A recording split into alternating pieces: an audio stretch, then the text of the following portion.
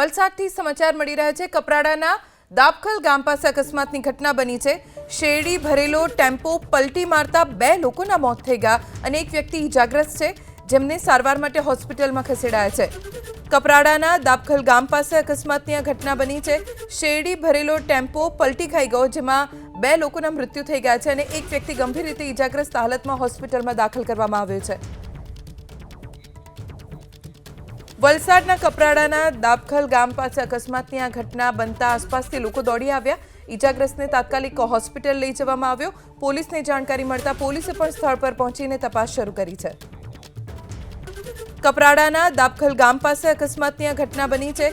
શેરડી ભરેલો ટેમ્પો પલટી ખાઈ ગયો, જેમાં 2 લોકોના મૃત્યુ થઈ ગયા છે અને એક વ્યક્તિ ગંભીર રીતે ઇજાગ્રસ્ત હાલતમાં હોસ્પિટલમાં દાખલ કરવામાં આવ્યો છે। વલસાડના કપરાડાના દાપખલ ગામ પાસે અકસ્માતની આ ઘટના બનતા આસપાસથી લોકો દોડી આવ્યા। ઇજાગ્રસ્તને તાત્કાલિક હોસ્પિટલ લઈ જવામાં આવ્યો। પોલીસને જાણકારી મળતા પોલીસે પણ સ્થળ પર પહોંચીને તપાસ શરૂ કરી છે।